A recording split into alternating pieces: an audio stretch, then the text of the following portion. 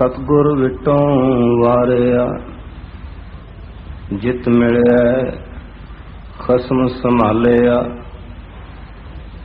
जिन कर उपदेश ज्ञान अंजन दिया। इनी नेत्री जगत निहालिया। खसम छोड़ दूजे लगे डुबे सेवन जा रहा। सतगुरु है बोह था विरले किने विचारिया। कर कृपा पार उतारिया। कर कृपा पार उतारिया। परम सत्कारयोग सतगुरु जी के पावन दरबार विच सुशोभित गुरु प्यारी साध संगत जीओ, वाहिगुरु जी का खालसा वाहिगुरु जी की फतेह। सतगुरु जी ने साडे ते अपार बख्शिश करके ये शब्द बाणी साडे जीवन के उधार लई प्रकाशित कीती है। बाणी के अंदर ये फरमान दर्ज हैं कि बाणी गुरु गुरु है बाणी विच बाणी अमृत सारे। बहुत सारे प्रमाण इस तरह के दिते जा सकते हैं। बाणी नूं असीं नमस्कार भी करते हाँ, पाठ भी करते हाँ, कीर्तन भी श्रवण करते हाँ, पर जिहड़ी असल गल है वो काफी दूर रह जाती है। कारण की है? कारण है कि असी इस बाणी नूं साधारण मनुख की बाणी नाल भी तुलना नहीं देंदे। यानी कि असी साधारण मनुख की गलबात वर्गी भी इस बाणी नूं नहीं समझते। कोई बंदा गल करदा होवे ना ते दूसरा बंदा उहदी गल नूं ना समझे या ध्यान ना देवे ते फट बंदा कहंदा भी तू किधर तुरया जा रहा है, तू मेरी परवाह ही नहीं कर रहा, मेरी गल ही नहीं सुन रहा, ध्यान दे। लेकिन सतगुरु की बाणी पढ़ी जाने हाँ, सुनी जाते हाँ, पर ध्यान कोई नहीं। ते कदे असी अपने आप को झिझोड़िया नहीं भी एक साधारण बंदे की गल ध्यान नाल ना सुनीए तो उसकी नाराजगी सहेड़नी पैंदी है, वो साडे वल रुख नहीं करता। ते जे सतगुरु के बचन भी असी ध्यान नाल सुनने वास्ते तैयार नहीं हाँ, उहदे विच असी अपनी सुरत अपनी लिव जोड़न का ख्याल नहीं रखते, तो सतगुरु की प्रसन्नता ते खुशी किस तरह सानू मिल सकती है। एक शब्द असा सुनिया है कि शब्द गुरु सुरत तुन चेला, कि शब्द गुरु है, पर इसका चेला इसका सेवक इसका सिख बनने लई मनुख नूं अपनी सुरत जिहड़ी है वो शब्द नाल संबंधित करनी पएगी। जदों कोई पंक्ति असी पढ़ीए सुनीए तां साडे अंदर साडी सुरत विच साडे ध्यान विच उस पंक्ति दे अर्थ भाव आने बड़े जरूरी ने। सानू पता लगे कि ये बाणी सानू की कह रही है। सतगुरु जी ने अपने इतिहास विच अनेक बारी ऐसिया उदाहरणा दे के ऐसी सूझ दी सिखा नूं कि सिखो भाई ये जिहड़ी शब्द बाणी है ना, ये असी आत्मक ज्ञान प्राप्त करने लई मनुख की अपनी फितरत बदलने लई वरत रहे हैं। ते जे ये मनोरथ असी जीवन में सिद्ध नहीं कर सकते तो फिर इस बाणी तो सानू लाभ प्राप्त नहीं होएगा। असी अज ये समझते हैं कि श्री गुरु ग्रंथ साहब जी का प्रकाश करके नमस्कार कर लेनी, बस इतनी गल है। गुरु अर्जन साहब ने जिस वेले हरमंदिर की रचना की ते श्री गुरु ग्रंथ साहब जी का बाद विच प्रकाश किया, सिखा ने सतगुरु जी उत्ते कुछ प्रश्न किए उस वक्त।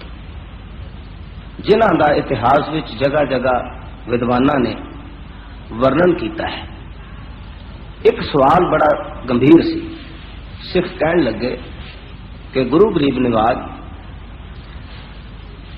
तुसां ये तीर्थ बनाया है, ते तीर्थ तां अगे भी संसार विच बहुत ने, इतने तीर्थ होंदियां एक नवां तीर्थ सिरजण की जरूरत। सतगुरु सच्चे पातशाह कहन लगे, भाई ये गल समझण वाली है। असा ये जो तीर्थ रचिया है ना, ये इस तरह का तीर्थ नहीं कि लोग आउणगे, मत्था टेकणगे, कोई साजबाज करनगे, पूजा भेंट चाढ़नगे ते चले जाणगे। कहते नहीं, ये तीर्थ ज्ञान का तीर्थ है, विवेक का तीर्थ है। इत्थे जदों कोई मनुख आएगा ना, तां उस दे कन्नां विच शब्द दी, बाणी दी, उपदेश दी धुन पवेगी ते उहनूं कुछ सूझ मिलेगी, ज्ञान प्राप्त होगा कि मैं इस जीवन दे अंदर की करना है, मेरे जीवन का मनोरथ की है। ये रचना असा इस वास्ते रची है, इसका होर कोई प्रयोजन नहीं। और इहो कारण सी कि गुरु अर्जन साहब ने हरमंदर रज के ते जिथे अज श्री गुरु ग्रंथ साहब का प्रकाश है, उथे अपने आसन नूं खत्म कर दिता। उथे आप नहीं बैठे, उथे गुरु ग्रंथ का प्रकाश किया ते सिख नूं यह समझा दिता कि तेरा उद्देश, तेरा निशाना मनुखी शरीर नहीं, मनुखी देह नहीं, तेरा निशाना ये शब्द ते बाणी है। इस तो तू आत्मक उपदेश, इस तो तू आत्मक ज्ञान प्राप्त करने की कोशिश करनी है। जितना चिर इस शब्द बाणी नूं असी पूरे ध्यान नाल, एकाग्रता नाल समझण की कोशिश नहीं करते, साडी जिंदगी दे अंदर तब्दीली नहीं आती। श्री गुरु सच्चे पातशाह सतगुरु गुरु नानक देव जी महाराज का एक वचन है, कहने लोग तीर्थां ते नहाउण जाते हैं, चुब्बी मार के आ जाते हैं। कई समझते हैं कि साडी मैल उतर गई है, मैल लै गई है, भुलेखा पै जाता है। सतगुरु कहते ने असल तीर्थ की है? कहते ने तीर्थ नावण जाओ, तीर्थ नाम है, तीर्थ शब्द विचार अंतर ज्ञान है। ये शब्द विचार जिहड़ा है ना, ये असल विच तीर्थ है। क्योंकि मनुख जो सतगुरु की बाणी सुनता है, तो भाई संतोख सिंह जी ने एक थां ते जिक्र किया, गुरु साहब ने उपदेश करदिआं सिखां नूं कहा भी बाणी किद्दां पढ़नी है। सिखां ने सवाल कर दिता ते सतगुरु कहन लगे भी देखो, बाणी पढ़दिआं एक गल ध्यान विच रखनी है, वो किहड़ी भी क्या गुर कहे कहे हम कहां। जिस वेले बाणी पढ़ीए तो यह ख्याल रखिए कि सतगुरु की कहते ने ते साडा मन की कहता है। तुलना करनी है, जिदा असीं किसी बंदे की गल सुनते तुलना करते भी ये की कहता है, मेरी की लोड़ है, तो उहदे च असीं निर्णय करते हैं भी सानूं लाभ किस गल विच है, फायदा किस गल विच है, किहड़ी गल सानूं करनी चाहिए है। कहते जिस वेले ये बाणी पढ़ीए तो यह ध्यान विच रखिए कि क्या गुर कहे कहे हम कहां। फिर की होएगा, सनय सनय मोड़ो मन महा। कहते ने महान बलवान शक्तिवान जो मन है, इस तरह असी हौली हौली मोड़न दे समर्थ हो सकांगे, इनू तब्दील कर सकांगे। इस तरह असी मन दे संस्कार बदलन की शक्ति अपने अंदर पैदा कर लवांगे। ते जे गुरु की बाणी असा इस ढंग नाल पढ़ी है तो सुनी है भी पता ही नहीं। कई बारी हुंदा कहंदा जी मैं जपजी साहब पढ़ रहा, एक ओंकार तो शुरू हुंदा ते पता उदों ही लगता है जो खेती छुट्टी नाल हो जाती है। किथे की लिखिया है इस गल का कोई पता नहीं। दौड़ लगी है कि इतने चिर विच इतना पाठ खत्म कर दो, इतने चिर विच इतना पढ़ दो। बस मैनू क्षमा करना जे ये गल सच होंदी कि बहुत सारा पढ़न नाल, बहुत सारा वाचन नाल ते बड़ी तेजी नाल पढ़न नाल कोई गल बन सकती है, तो श्री गुरु ग्रंथ साहब के अंदर अनेकां वारी इस गल का खंडन ना हुंदा। आसा दी वार का कीर्तन सरवण करते हाँ, ये कोई साधारण बात नहीं है। आसा दी वार दे कीर्तन विच वार दियां पौड़ियां श्लोकां दे अंदर असल विच मनुख दी रोजाना जिंदगी दे अंदर वापरन वालियां जिहड़ियां धार्मिक समाजिक राजनीतिक उतार चढ़ाव दीयां गल्लां ने ना, उन्हां सारियां वल्लों अवेयर करने वास्ते सब कुछ लिखा गया।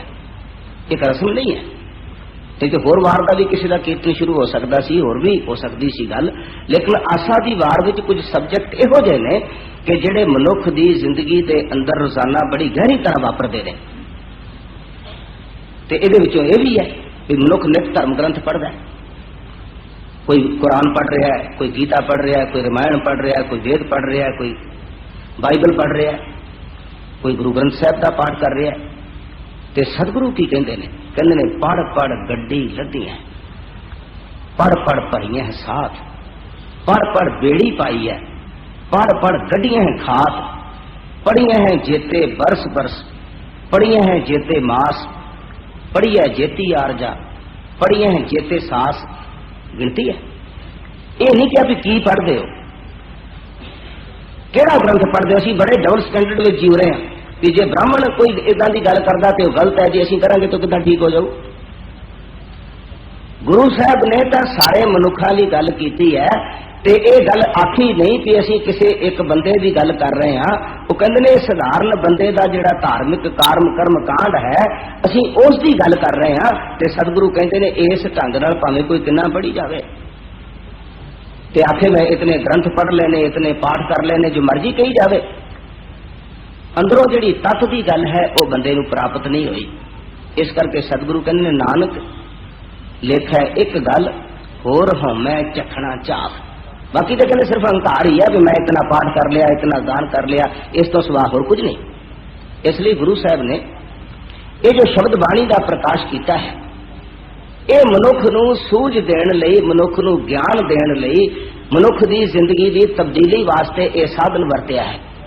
तो जे असीं इस साधन नूं जिसनूं गुरु साहब ने इस ढंग नाल वरतों विच लिआंदा है, उसे ढंग नाल असीं वरतों विच नहीं लिआउंदे, तां इसदा मतलब है कि असीं भी उस तरह ही जिस तरह कोई बंदा मूर्ति नूं मत्था टेकदा है, ते असीं भी श्री गुरु ग्रंथ साहब नूं एक आकार समझ के मत्था टेक दिंदे हां।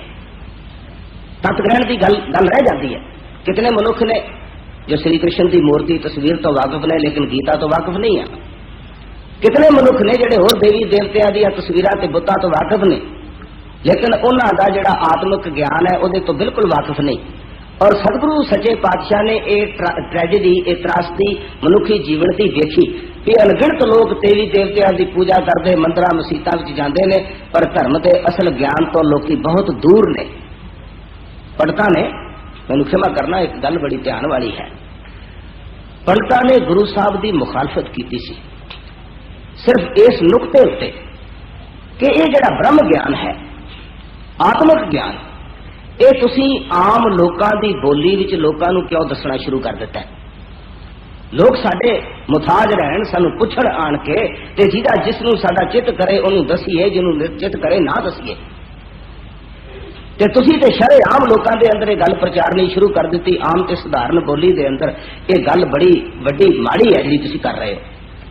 ते सतगुरु सच्चे पातशाह ने कहा कि ये जितने मनुख ने ये सारे वाहिगुरु अकाल पुरख के ज्ञान के अधिकारी हैं। इन्हां सारियां नूं पता होना चाहिए कि साडे जीवन का मनोरथ की है। और गुरु साहब ने पंडित के विरोध करने की कोई परवाह नहीं की। ते इस साधारण भाषा बोली के अंदर उन्होंने ये आत्मिक ज्ञान सानू दिता। पर असीं साडी अपनी बोली विच भी असीं अज मान ते फख्र करते हैं भी ये ग्रंथ साडी अपनी बोली विच है, लेकिन असीं अपनी बोली विच हुंदियां होइयां भी ना इसनूं ठीक पढ़ सकते हाँ, ना ठीक इसके अर्थ समझ सकते हाँ। क्यों? क्योंकि असीं अपनी परंपरा जिहड़ी सी ना कि ये बाणी जिहड़ी है ये असां आत्मिक ज्ञान लई पढ़नी है, खुद पढ़नी है, आप विचार करना है, ये परंपरा असीं छड्ड दित्ती ते असीं उसे ब्राह्मणी परंपरा वाल आ गए, जिहदे विच इह सी भी किसी कोलों कोई ग्रंथ पढ़ा लो ठीक है, उन्होंने तुहानूं मिल जाएगा। असीं इस परंपरा विच उलझ गए। सतगुरु कहते ने वेद पाठ संसार की कार, पढ़ पढ़ पंडित करें विचार। असीं उस रस्ते उत्ते तुर पए। गुरु साहब ने जो पंक्तियां लिखियां तो एक प्रमाण दिता, कह लगे बाणी की है, ये शब्द की है। कह लगे इस तरह जिस तरह कोई घर में हनेरा होवे ना ते दीवा बाल दिता जाता है, इस तरह ये आत्मिक ग्रंथ जेड़े ने ये दीवे का काम करते हैं, रोशनी का काम करते हैं। सतगुरु कहते ने दीवा बड़ा अंधेरा जाए, वेद पाठ मत पापा खाए। कहते ने धर्म ग्रंथ जिहड़े ने इन्हां तो प्राप्त होई मत विच इन्नी समर्थ है, जे दीवा बल पवे ते हनेरा नहीं रहिंदा, फिर पापां वाली बिरती मनुख दी नहीं रहिंदी। इस वास्ते सतगुरु कहते ने कि ये बाणी, ये शब्द, ये धर्म ग्रंथ इसलिए हम सतगुरु एक थां ते होर कहते ने पोथी पुराण कमाई है, ये कमाई वास्ते ने। पर कमाई ते बंदे नूं तां ही होएगी, कमाई ते मनुख तां ही करेगा जे उस नूं पता लगे कि इस बाणी दे अंदर की लिखा होया है। जे उन्हें यही ना पता लगे कि ये डायरेक्शन जिहड़ी है सामने लिखी हुई किधर दी है, पढ़ ही ना सके हो, या उन्हें पता ही ना लगे कि किधर नूं जाना है, तो मंजिल तक किवें पहुंचेगा।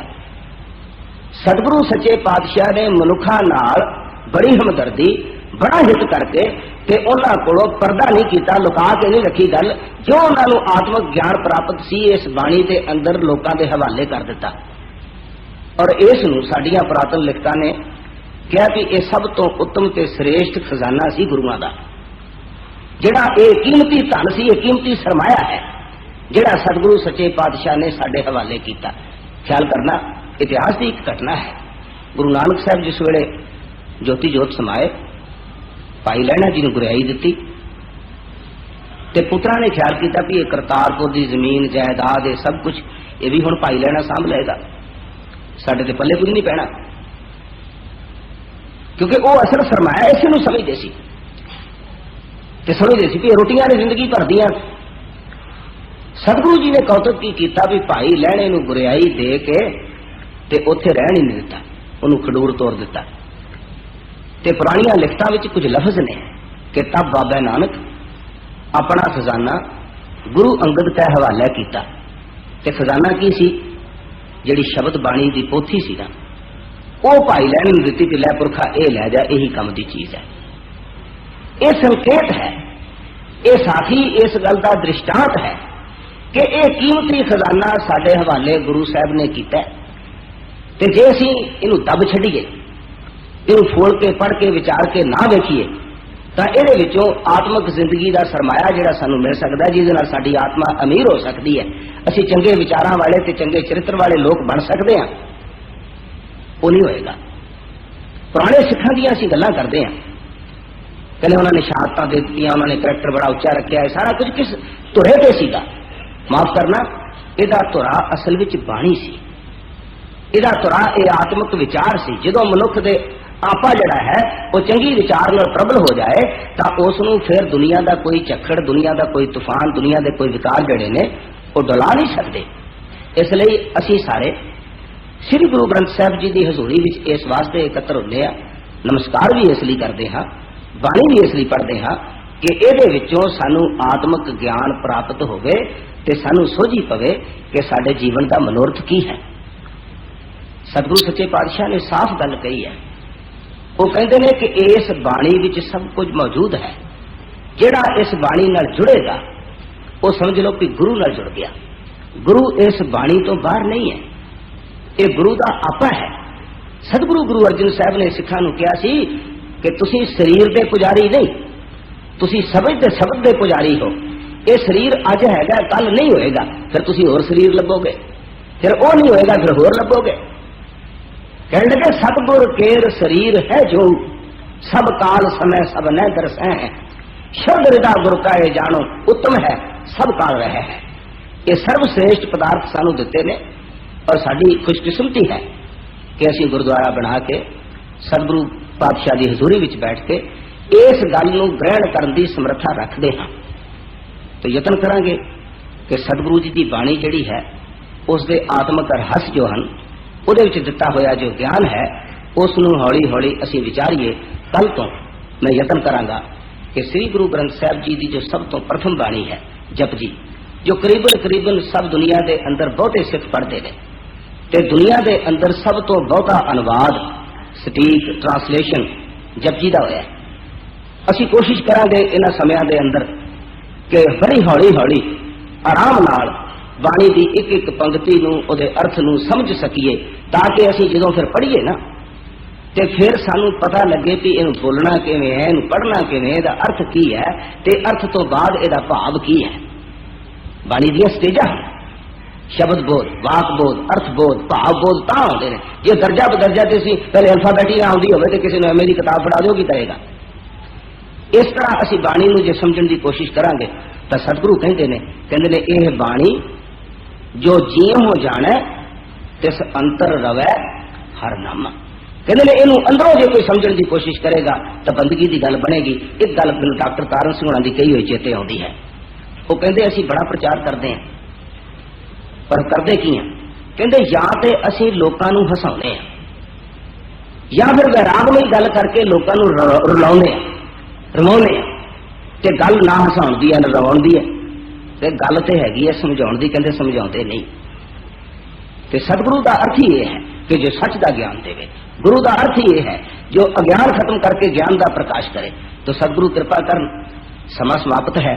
कल तो हौली हौली आप यत्न करांगे कि सतगुरु जी की बाणी का जो अर्थ भाव है उहदे नजदीक हो सकीए तो शायद जिंदगी विच किते कोई करामात वापर सके ते असीं भी उस ज्ञान के अधिकारी बन सकीए जो गुरसिखां ने प्राप्त करके अपनी जिंदगी नूं रूनुमा कीता है।